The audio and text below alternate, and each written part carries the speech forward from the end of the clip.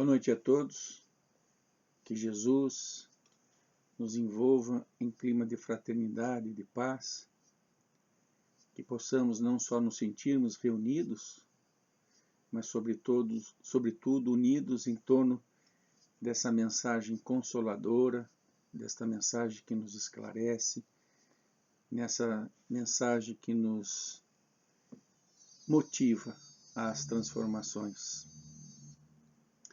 Que possamos também ter a sensibilidade do abraço fraterno que recebemos nesses encontros, porque quando dois ou mais se reunissem em seu nome, dentre eles estaríeis. É sempre uma grande alegria, uma grande oportunidade estarmos envolvidos nesses eflúvios das vibrações de Nosso Senhor Jesus Cristo. Hoje nós vamos falar sobre o Espiritismo, a terceira revelação, o Consolador prometido. E antes, porém, vamos fazer uma pequena reflexão sobre os precursores do advento do Espiritismo. É importante destacar que em todas as épocas da nossa trajetória de vida, nunca em momento algum na nossa história nós estivemos sozinhos. Sempre tivemos aqueles com quem pudemos ter como referência. A convite de Deus, esses espíritos superiores, à nossa condição humana aqui da Terra, sempre estiveram entre nós, nos indicando um novo rumo, nos apresentando novos conhecimentos, nos proporcionando a referência e o modelo de moral, dos costumes, da ética. E vamos partir lá do povo hebreu, o povo escolhido, para que pudesse ele trazer até nós a consolidação da ideia de um Deus único.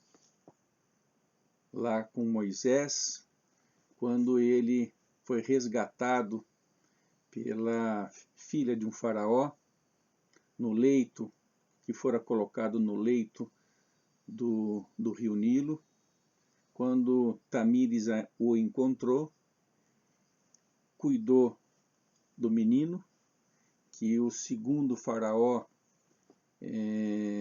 havia determinado por receio da multiplicação, do aumento da população e da influência do povo judeu, da família de Abraão, notadamente da família de Jacó, que tivera 12 filhos e que migraram por conta de uma situação de fome, foram para o Egito, e quando houve a alteração do faraó, a população israelita já se encontrava em bastante número, com bastante influência.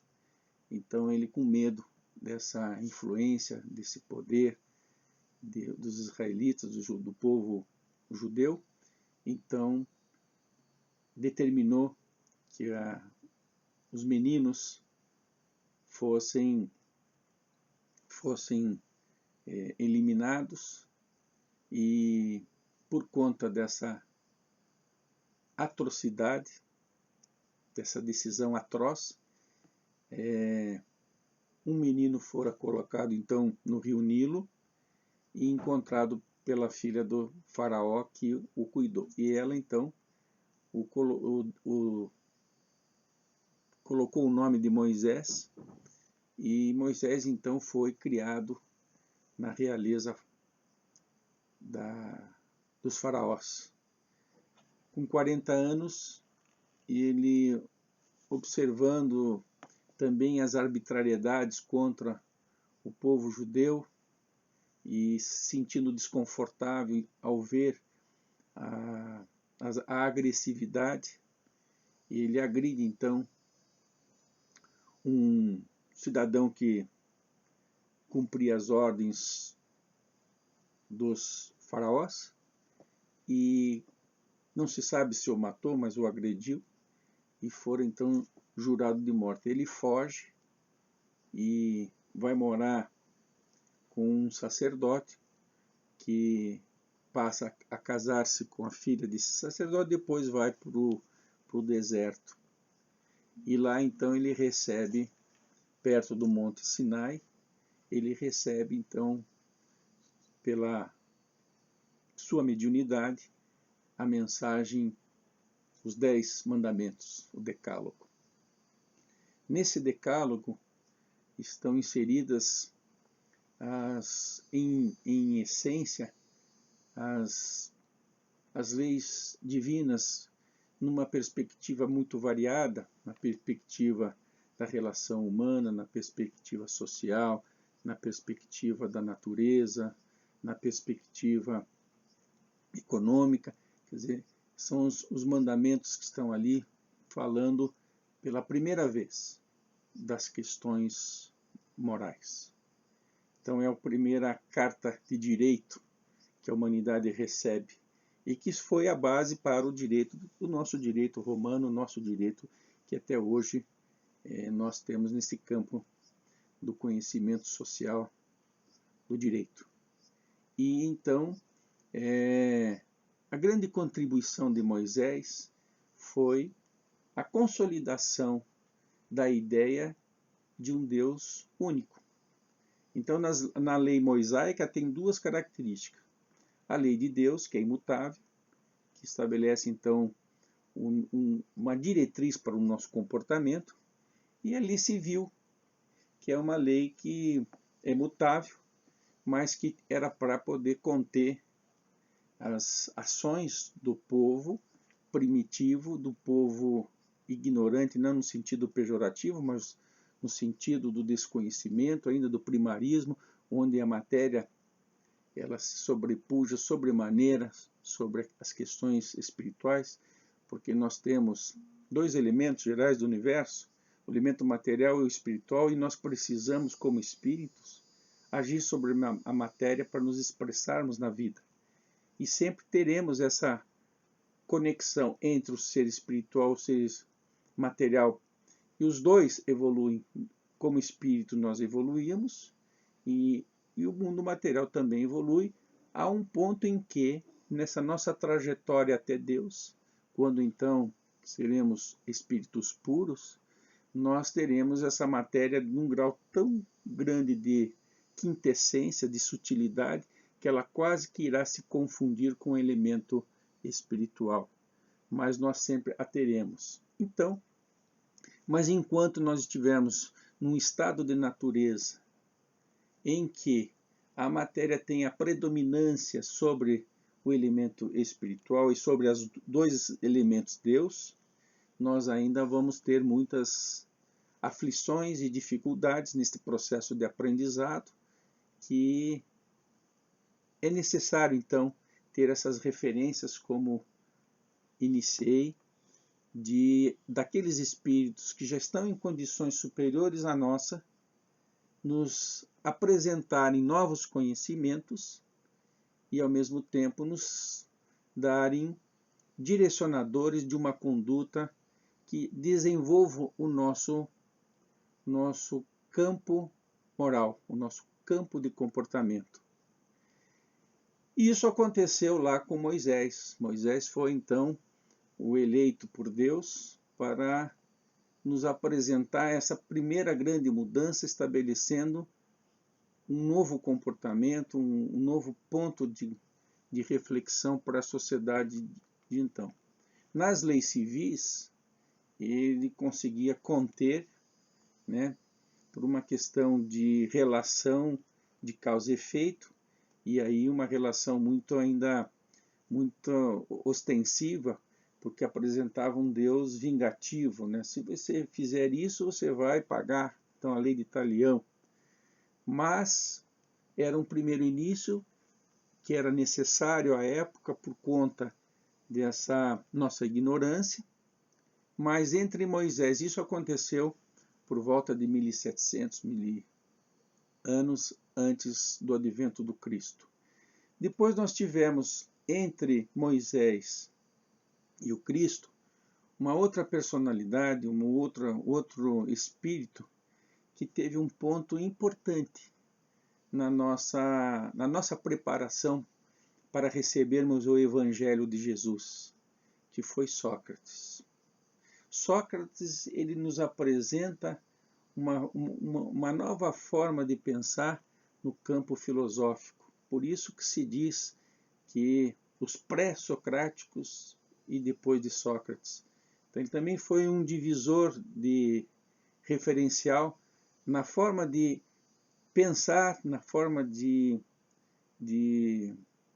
pensar sobre a vida. E ele, então, contempla na sua racionalidade, no seu raciocínio, a liberdade e a fraternidade, o encontro entre as pessoas. Não era mais uma lei de Talhão, mas era um processo do encontro da sociedade, dos seres gregários, num campo de liberdade, mas liberdade com responsabilidade. E nós tivemos, então, nosso Senhor Jesus Cristo, que veio à Terra, veio até nós, num momento muito singular, onde o povo romano, numa situação de muito absolutismo, de muita arbitrariedade, de muita violência, de muita necessidade, de muita aflição, veio Jesus, esperado por aquele povo, esperado para poder combater a violência e a arbitrariedade dos donos do poder à época. Mas ele não o fez desta forma. A grande contribuição foi ter nos deixado um evangelho vivo. O que é o evangelho, a boa nova? O que é a boa nova? Uma nova forma de caminhar, um novo rumo. E nesse novo rumo, então, ele foi o grande mestre, o grande guia, o grande modelo da humanidade, trazendo-nos, então, o exemplo do amor. Jesus nos trouxe a essência do pensamento divino. Jesus veio fazer a vontade do Pai, que está configurada em duas grandes lições. A primeira grande lição está exarada na seguinte frase: é necessário amar a Deus sobre todas as coisas. E a segunda, amar ao próximo como a si mesmo. O que significa, então, amar a Deus sobre todas as coisas? É conhecer e viver as leis imutáveis da nossa vida, que nos direcionam à conquista da felicidade, que é demorada e individual, que nos dão a base e a referência para fazermos as nossas transformações comportamentais, para as aquisições pelo esforço e pela observação das oportunidades que nos surgem a cada instante nessa vida de relação, de podermos contribuir de forma fraterna com o nosso próximo mais próximo, seja ele da nossa família consanguínea, ou seja ele da família humanidade. Então, nós, ao colocarmos propósitos nesta direção de buscarmos viver de conformidade com as leis superiores que foram nos apresentadas por Jesus, porque ele admitiu ser mestre. E mestre é todo aquele que ensina. E ele nos ensinou não com escritos, com livros, ele nos ensinou com exemplo vivo. Então ele foi o grande mestre de todos os mestres. Bom é o Pai, ele apenas aceitou a qualificação, o qualificativo de ser mestre. E, ao mesmo tempo, nos deixa, então, por conta disso, o Evangelho, a Boa Nova, essa nova forma de caminhar, esse novo rumo, e nessa nova forma de caminhar, nos ensinando através dos ensinamentos das leis divinas, a nos libertarmos das nossas paixões, a nos libertarmos da nossa pequenez, da nossa ignorância, principalmente nesse momento das leis superiores, das leis imutáveis, das leis divinas. A época de Moisés, a nossa ignorância era muito maior, porque nós não tínhamos nem conhecimento e nem desenvolvimento intelectual. Nós pensávamos ainda com uma natureza muito instintiva, mas na época de Jesus nós já tínhamos uma certa capacidade de reflexão, de pensamento, de cognição, para pensarmos numa outra trajetória, num outro momento. E nós então passamos, Jesus abre as portas de um novo campo de desenvolvimento, que é o campo moral. E ao abrir essa porta, um novo caminho se descortina, um novo caminho e uma nova forma de caminhar. E assim, o Cristo veio e nos legou o Evangelho e fez a vontade do Pai, a nos ensinar a sermos altruístas, a nos ensinar, nos desvencilharmos do egocentrismo, do egoísmo, e também a nos motivar a caminhar na direção do altruísmo, da vida solidária, da vida fraterna. Joana de Ângeles Espírito, pela lavra mediúnica de Divaldo Pereira Franco, diz que a construção da felicidade, da plenitude, ela é demorada. E é uma construção individual, de caráter individual e intransferível. Nós temos que fazer esta transformação na aquisição de novos conhecimentos, na aquisição da experiência, da vivência das leis superiores, com os conhecimentos que são recursos à nossa disposição, no seio da sociedade em que vivemos. Somos seres gregários para vivermos a vida de relação. E nessa direção, então, vamos aprendendo com o Cristo o caminho da verdade e da vida, ou seja, a boa nova. A caridade, a indulgência, a benevolência para com todos, o perdão aos inimigos, o perdão 70 vezes, 7 vezes, tantas vezes quanto se faça necessário, uma vida completamente divorciada da beligerância, do confronto, do conflito. Mas ele sabia também, e teve precursores, João Batista foi o último precursor, depois veio Jesus, e depois de Jesus nós tivemos em nossa história muitos momentos de que espíritos vieram para nos impulsionar intelectualmente, né? No processo, no período do iluminismo, espíritos renasceram nessa época para romper o absolutismo da real e da igreja, para poder dar espaço ao ambiente da racionalidade. Nós tivemos momentos de revolução, que foram momentos importantes. Nós tivemos momentos em que a ciência teve um desenvolvimento singular e importante. Ao longo da história, muitos dos espíritos vêm até nós para nos impulsionar. E, a partir daí, nós chegamos num determinado momento da nossa história, 19 séculos após o advento do Cristo, quando surge a invasão organizada dos espíritos, que vem nos falar da sua existência, muito embora sempre ao longo da nossa história, a comunicabilidade seja uma característica presente na sociedade. Mas desta feita, em 1857, quando se encerra este processo de investigação dessa invasão organizada pelo professor Hippolyte Léon Denisard de Rivail, no seio da Sociedade Europeia em França, ele então, após ter recebido vários cadernos dessas comunicações, dessa invasão organizada no planeta todo, ele, como um pedagogo preparado com a escola de Pestalozzi, ele então vem e nos apresenta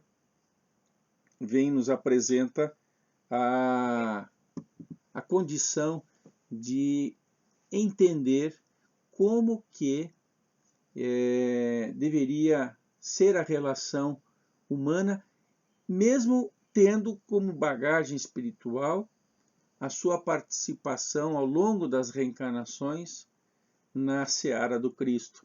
Mas com Pestalozzi ele aprende o processo de transformação moral, a educação, né, que é conjunto de hábitos, e a conexão a esse conjunto de hábitos com o amor. Então ele tem uma formação com Kardec, com Pestalozzi, importantíssima. E num segundo momento, então ele passa a ter uma referência acadêmica. Ele foi um pesquisador. E ao ser convidado a fazer a investigação desses escritos mediúnicos colocados à sua disposição, ele então começa a investigar e elabora a codificação espírita, organizando-a em questões, perguntas e respostas dadas pelos espíritos em 5 livros. Mas antes de destacar os aspectos do espiritismo e a codificação, é importante que eu faça a referência da visão que tinha o Cristo sobre essa nossa trajetória nesses 18 séculos. Jesus, quando disse: "Se me amais, guardai os meus ensinamentos, e eu rogarei ao Pai que vos envie um outro Consolador, que o mundo não o conhece, porque é espírito e verdade, e vos fará lembrar tudo o que vos tenho dito, vos aditará novas coisas e ficará convosco eternamente." Aqueles que o guardam no coração, nessa condicionalidade que Jesus coloca, e para estes, que estariam despertos 2 séculos depois, 20 séculos depois, o Consolador prometido é o advento dessa invasão organizada que nos traz informações para restaurar o cristianismo primitivo, porque sabia ele que nós, pela nossa ignorância ainda no campo moral, nós ainda não estaríamos vivenciando essas 2 leis básicas, que é amar a Deus sobre todas as coisas e amar o próximo como a si mesmo. Nós teríamos que ter ainda, como disse Joana, num processo de evolução demorada, passarmos por experiências tais que ainda seriam necessárias pelo nosso estado de natureza para que a gente pudesse ter a sensibilidade de percebê-lo novamente, agora numa nova condição de uma situação de desenvolvimento científico que ampararia então a reflexão na restauração do cristianismo primitivo, dando-nos então a condição de entendermos de forma definitiva a mensagem cristã, tão atual, tão necessária e nunca tão necessária como nos dias de hoje.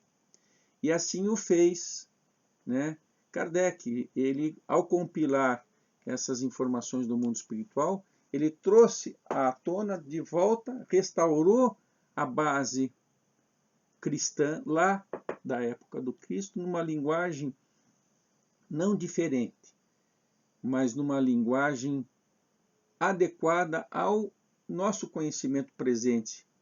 Os princípios morais, as leis imutáveis continuam as mesmas. O nosso entendimento que se ampliou por conta do desenvolvimento científico, da nossa capacidade cognitiva, do nosso desenvolvimento intelectual.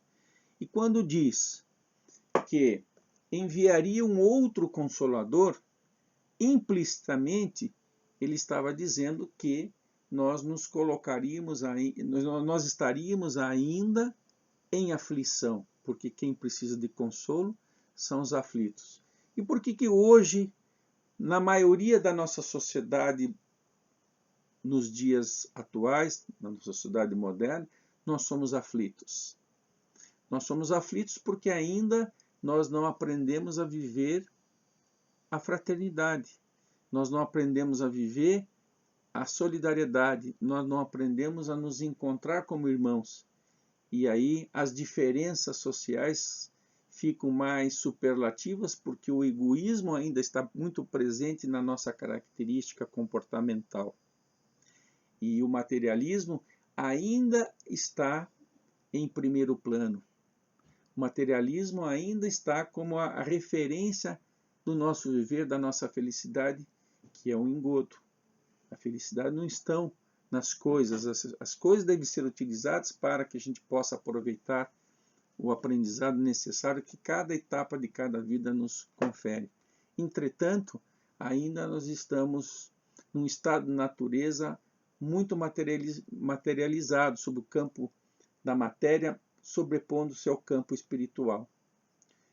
É necessário, então, nós temos todas as condições para que daqui para frente a gente possa, esclarecidos numa linguagem moderna, restaurando o cristianismo primitivo, fazermos as nossas reflexões para seguirmos as orientações do nosso Pai, o caminho da verdade, nos desvencilharmos de uma condição de vida vazia, de uma condição de vida sem propósito, uma condição de vida onde só estabelecemos como norte verdadeiro a satisfação dos nossos interesses, dos nossos desejos. Enquanto à nossa volta, nós encontramos aí, além da diversidade, as adversidades. E muitas vezes nem nos tocam o coração. A concentração da renda, o desemprego, a falta de oportunidade para crianças na sua trajetória de vida, é o egoísmo que se faz presente ainda para uma liberdade que não é liberdade, que é uma liberdade absoluta, e a liberdade absoluta não pode existir dentro de um campo social. Mas a liberdade é, sim, um direito, mas quando a gente fala de liberdade, nós temos que consorciar a responsabilidade de uma liberdade que respeita o direito do outro e que estabelece integração gregária dentro deste ser social, dessa família humanidade. Então nós precisamos ter um outro entendimento de que a vida não está circunscrita entre berço e túmulo, e que a vida tem continuidade, ela é transcendente, ela é muito maior. E aí está a grande mensagem do Cristo. Meu reino não é deste mundo. Aqui é uma passagem.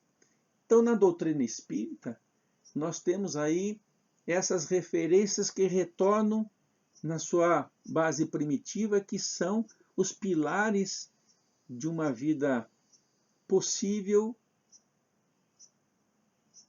dentro de um campo almejado da conquista, da felicidade, da plenitude. Sem essa base, não é possível nós deixarmos de termos aflições, e o consolo nos dias de hoje é o esclarecimento, é a luz.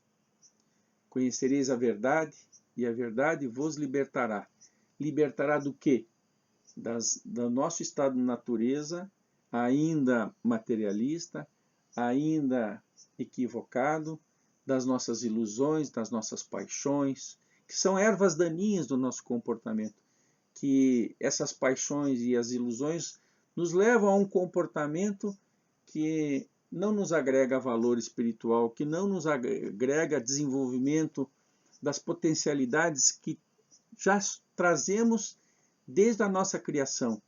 Do átomo ao arcanjo, todos passaremos. Estamos na condição de espíritos, estamos evoluindo, e na casa de meu pai há muitas moradas. Então o Espiritismo, ele nos apresenta uma mensagem restaurada, primitiva, amplificada por uma linguagem desenvolvida pelo conhecimento, que faz parte da configuração da estratégia divina para nos fazer caminharmos rumo à plenitude. A doutrina espírita, então, tem um tríplice aspecto. O aspecto científico, o aspecto filosófico e o aspecto religioso. No aspecto científico, o processo da comunicabilidade com os espíritos, da observação sistematizada, da observação dos fenômenos das comunicações do mundo espiritual com o mundo físico, que inicialmente se deu em Hydesville, no condado de Wayne, em Nova York, primeiramente com as pancadas, respondendo a questões, depois em França, em 1848, com as mesas girantes e falantes, porque também respondiam a questões. Allan Kardec, o professor Hippolyte Léon Denisard Rivaio, convidado a pesquisar e a encontrar a causa desses fenômenos, ele então vai e estabelece o princípio central de que todo efeito inteligente tem uma causa inteligente, e por conta disso, então nós temos que aprender o que até então era sobrenatural como uma lei que está por trás daquele efeito. E assim, ao receber então toda aqueles cadernos das comunicações, são os fenômenos, ele investiga, então começa a nos trazer aí a doutrina espírita, alinhada com o que Jesus falara lá à sua época, que vos fará lembrar tudo que vos tenho dito e vos aditará novas coisas e ficará convosco eternamente. Nesta adição não é uma modificação, é o esclarecimento numa linguagem atual do que à época ele falava em parábolas, e é natural, porque o nosso estado intelectual à época do Cristo era um e hoje é outro. Então era necessário que então tivéssemos essa atualização depois desta trajetória de experiências, quando nessas experiências, como resultado, estaríamos mais sensibilizados para entender de forma mais profunda a mensagem do Cristo. E assim surge a codificação espírita com esse tríplice aspecto. Então, o aspecto científico é a investigação do efeito remontando-se à causa e identificando-se então aí as leis que regem aquele fenômeno. O aspecto filosófico, porque vem nos responder, né, quem nós somos, de onde nós viemos, para onde que nós vamos. Então, as grandes questões que todos nós, em algum momento, nos perguntamos: por que nós estamos aqui? De onde que nós viemos? Para onde que nós vamos? Porque a vida não se circunscreve entre berço e túmulo. A vida aqui na Terra é apenas uma passagem. É uma sala de aula, é uma disciplina dentro da nossa escola da vida. Estamos aprendendo aquilo que precisamos aprender para nos desenvolvermos tanto intelectualmente quanto moralmente. E sobre o aspecto religioso, é a religião por excelência, mas não é a religião instituição, mas a religião de nos religar a Deus, ao Pai, essas leis superiores, e aí ao entendermos destas leis direcionadoras de uma vida verdadeira, de um novo caminho, de uma nova verdade, da verdade, de um caminho novo para que a gente pudesse descortinar o caminho que vai nos proporcionar o desenvolvimento moral, nós vamos crescer com mais celeridade, com mais velocidade. Com essa conquista da razão, com a conquista do conhecimento, com a restauração do cristianismo primitivo, nós temos todas as possibilidades de rumarmos para um mundo regenerado, para novos conhecimentos, para as novas possibilidades, que certamente nos serão conferidas após o exercício de colocar as lições do Cristo em nosso dia a dia, em nosso cotidiano, com o nosso próximo mais próximo, deixando a nossa convivência mais fraterna, a nossa convivência mais amorosa, a nossa convivência mais benevolente, a nossa convivência mais indulgente, a nossa convivência de amor. Então, no terceiro aspecto, nessa convivência, com essa perspectiva, com essas características de solidariedade, de fraternidade, então está a excelência da religião. A religião espírita não vai ser a religião do futuro. O espiritismo vai ser o futuro das religiões, porque chegará um dia em que nós não precisaremos mais do rótulo da instituição, porque todos viveremos a essência da mensagem de nosso Pai. Então, são o tríplice aspecto. Na codificação espírita, o Livro dos Espíritos é o livro que contém todas as orientações. Ele é dividido didaticamente em 4 partes. A primeira parte fala das causas primárias, das causas primeiras. A segunda parte fala da comunicabilidade, da relação entre os mundos espiritual e físico. Na terceira parte fala-se das leis morais. E da quarta parte fala-se de penas e consolações futuras. Gozos, penas e consolações futuras. Então são 4 partes. Na primeira parte, que são as causas primárias ou primeiras, nós temos um outro livro que aprofunda, que chama-se a Gênese. Na segunda parte, nós temos a questão do livro dos médiuns, da comunicabilidade entre os 2 planos da vida, que aprofunda. Na terceira parte, as leis morais, nós temos o Evangelho segundo o Espiritismo. E na quarta parte, nós temos o céu e o inferno. Dentro da codificação espírita, a principal missão do Espiritismo é a nossa transformação moral. A transformação moral que estabelece, então, um caminhar num novo rumo e de uma nova forma.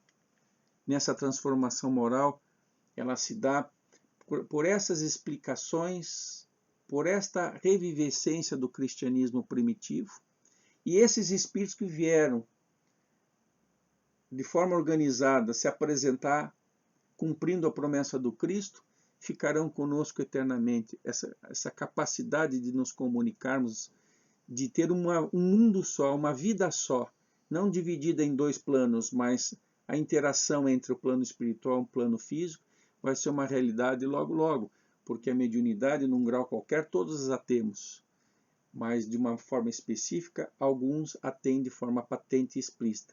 Mas será uma nova faculdade, logo mais, quando nós já estivermos num processo de regeneração, a nossa comunicação vai ser muito mais fácil, o nosso processo de entendimento das leis superiores muito mais fácil. E assim nós vamos conseguir nos encontrar. Um encontro de irmãos, um encontro fraterno, onde vai continuar existindo o bem e o mal, mas o mal não ostensivamente, o mal sendo entendido como em diversas apresentações. Por exemplo, deixar de fazer o bem que se pode fazer é o mal. É neste mal que nós estamos falando, que logo mais nós vamos entender, porque o nosso entendimento é de que a vida não se circunscreve, que todos somos criaturas, todos somos filhos do mesmo Pai. e que nós temos uma trajetória para a plenitude que é individual no seio da sociedade. Então, todos nós precisamos uns dos outros, todos nós precisamos contribuir para que cada um cresça do seu estado de natureza. O Espiritismo vem nos mostrar um Deus Pai soberanamente justo e bom. Justo significa imparcial, imparcialidade para com todos e em todas as circunstâncias. Daí nós começamos a entender por que tanta adversidade, por que tantas dificuldades para uns e para outros não, mas isso são questões de colheita, semeadura e colheita. A reencarnação como um princípio, né, da doutrina espírita. A existência de Deus, o outro princípio. A pluralidade dos mundos habitados. Será que só a Terra, que não é a maior em tamanho nem em importância, nem em cultura, nem em conhecimento, seria o único orbe habitado nessa imensidão incalculável do universo? Nós temos estágios de natureza moral e física diferentes do estágio de natureza moral e física do homem da Terra de hoje. Então, há mundos habitados em dimensões distintas, de padrões vibracionais distintos. Na casa de meu pai, dizia, há muitas, ele afirmava, há muitas moradas. Na casa de meu pai, há muitas moradas. Então existem, na pluralidade dos mundos habitados, os mundos primitivos, o mundo de provas e expiações, que é o mundo da Terra, o mundo de regeneração, que nós estamos neste processo de mudança de mundo de provas e expiações para o mundo de regeneração, um mundo ditoso e um mundo feliz. Nós ainda precisamos ter aulas nessa escola chamada Mundo de Regeneração. Nós precisamos ter aprendizados em mundos ditosos e mundos felizes. Então é uma trajetória do átomo ao arcanjo, todos passaremos. Nós estamos neste momento na Terra, terminando um estágio no final, no último semestre do mundo de provas e expiações, despertando para uma realidade de vida verdadeira, numa nova trajetória que começou lá com Nosso Senhor Jesus Cristo, a base, os fundamentos do Evangelho, a Boa Nova. E o Espiritismo, tornando-se então o Consolador, nos consolando pelo esclarecimento, pelo entendimento de que somos espíritos, que somos criaturas, que temos o mesmo começo e o mesmo fim, mas a nossa trajetória é individual, porém no seio da sociedade, que nós semeamos e colhemos pela justiça divina e pelo amor divino, as oportunidades se renovam para os aprendizados e para as reparações. Nunca a porta estará fechada, jamais em tempo algum, e sempre estaremos tutelados por espíritos, por irmãos superiores a nós, que nos tutelam, que nos acompanham os passos desde o planejamento da nossa reencarnação, para que tenhamos sucesso em cada etapa. No planejamento se configura se vai ter casamento, o número de filhos, a profissão, o gênero de morte e tudo mais, para que a gente possa cumprir o nosso aprendizado, o nosso desenvolvimento, ora intelectual, ora moral, em cada existência. Isso é justo. Daí nós vamos entendendo a diversidade, tanto positiva quanto negativa, as aptidões, as tendências positivas e negativas, e nós vamos compreendendo que está tudo dentro das leis de Deus. Está tudo certo. Nós que ainda estamos em desconformidade com essas leis. Por isto que a questão moral ela é uma adesão à conformidade de uma lei superior que foi ensinada por Nosso Senhor Jesus Cristo. Assim, nós temos aí uma trajetória em que a vida passa a ter uma dimensão mais alargada. Nós temos aí a possibilidade de retomarmos novas experiências para o aprendizado, mas uma nova roupagem. O corpo é a roupa que se troca, mas o corpo espiritual, que é material, uma matéria mais que essenciada, é o corpo do espírito. E esse permanece. E dentro do corpo do espírito, que a gente chama de perispírito, tudo que nós aprendemos está ali registrado. Uma das suas funções é o registro das nossas vivências anteriores. Tudo que nós somos, tudo que nós aprendemos está lá registrado, não se perde. Tudo que nós fazemos está registrado. Então somos herdeiros de nós mesmos. Ao renascermos numa próxima existência, nós trazemos aquilo que precisamos para aprender aquelas lições. Por isso o esquecimento do passado é misericordioso, porque para nos encontrarmos com os nossos inimigos, muitas vezes eles vêm na nossa família consanguínea, afetos e desafetos se reúnem na mesma família, ou os afetos no nosso processo de trabalho, mas sobretudo nós temos a oportunidade do encontro, não do encontro ombro a ombro, do encontro de irmão com irmão para se ajustar. E isso tudo é planejado, é organizado, com a nossa anuência, num processo até despertarmos para que o nosso livre-arbítrio tenha mais liberdade de tomar as decisões necessárias. E quanto mais progredimos, mais se amplia o nosso livre-arbítrio, que é uma lei. Liberdade de ação com responsabilidade. E o livre-arbítrio é relativo porque ainda nós não tomamos as decisões. Quando chegarmos à plenitude, nós teremos liberdade para agirmos de conformidade com as leis divinas e vamos então participar dessa engenharia universal que é o reflexo do amor. Jesus é um deles, um espírito puro que participa com Deus, que Deus o convida para fazer parte deste processo de nos acompanhar. Nós temos um começo e não temos fim. Então, nós aprendemos essas coisas, essas informações, nós obtemos no Espiritismo, na casa do meu pai, a pluralidade dos mundos habitados, a reencarnação, a comunicabilidade com os dois planos da vida. A comunicabilidade sempre existiu, mas Kardec colocou então um processo e um procedimento dentro da mediunidade para que a mediunidade seja educada com os ensinamentos do Cristo, o médium evangelizado, ele é uma bênção. O médium sem evangelização, ele é uma arma. E a gente vê muitas vezes os médiums na sociedade que fazem uso desta faculdade de forma equivocada. E não é porque se comunicam com os espíritos que seja espírita, porque o espiritismo ele tem uma orientação de como utilizar esta faculdade trazida pelos espíritos a Allan Kardec.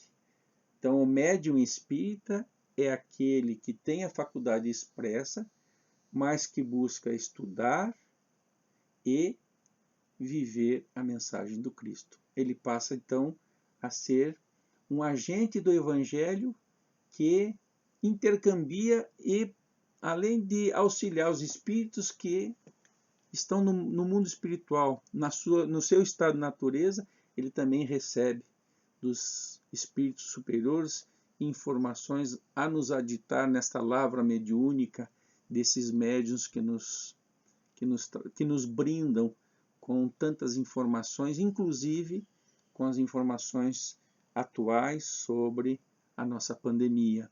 Na literatura, na mensagem de Filomeno de Miranda, Espírito, pela lavra mediúnica de Divaldo Pereira Franco, que então traz aqui informações importantes para entendermos o que estamos passando nesse momento. E quando se fala nos gozos e penas futuras, o céu e o inferno, a doutrina espírita nos apresenta que não existe o céu e o inferno. Existe um estado de natureza com o despertar para as leis superiores ou a ignorância ainda relativa ao nosso grau de desenvolvimento. E que semeamos e colhemos. Então não existe aquela condição de determinação determinística de você, ao retornar para o mundo espiritual, ou vai para o inferno, ou para o purgatório, ou para o céu. Porque não existe o inferno. Porque se existisse o inferno, teria que existir um ser que aceitasse a possibilidade de eternamente nós vivermos numa condição de sofrimento. Deus, que é Pai, soberanamente justo e bom, não, Ele nos dá as condições para que a gente possa crescer, e se nós nos equivocarmos, nos faculta oportunidades de renovação, mas enquanto nós não adquirirmos a consciência dessas leis superiores, no nosso estado de ignorância há um estado de aflição. Aí está o inferno, que é um estado de consciência. E somos herdeiros de nós mesmos. Então, para finalizar, precisamos compreender as duas magnas lições da Boa Nova de Nosso Senhor Jesus Cristo. Restauradas pelo Espiritismo, pelos Espíritos que vieram, que se ficarão conosco eternamente, daquela mensagem que foi esquecida nesses 18 séculos até 1857, mas que Jesus cumpre a sua promessa de nos enviar um outro Consolador, que seria em espírito e verdade e ficaria conosco eternamente, para nos fazer refletir e voltarmos ao norte verdadeiro da vida, que é o amor. As duas magnas lições: amar a Deus sobre todas as coisas, ou seja, ter a referência do norte verdadeiro da vida, para nos desvencilharmos das nossas paixões, das nossas ilusões momentâneas aqui na Terra, que são motivadas pelo nosso estado materialista de momento. E a segunda grande lição: amai-vos como a si mesmo, amai o próximo como a si mesmo, não esquecendo da recomendação de Jesus, que fora da caridade, do amor, da fraternidade, não há salvação. E os cristãos serão reconhecidos pelo muito que se amam. Amai-vos como eu vos amei, disse-nos Jesus Cristo. Que Jesus nos envolva em clima de fraternidade e de paz hoje e sempre, e que nos faculte a oportunidade do reencontro para novas reflexões, e que nos envolva em clima de muita paz e harmonia hoje e sempre. Muito obrigado pela atenção.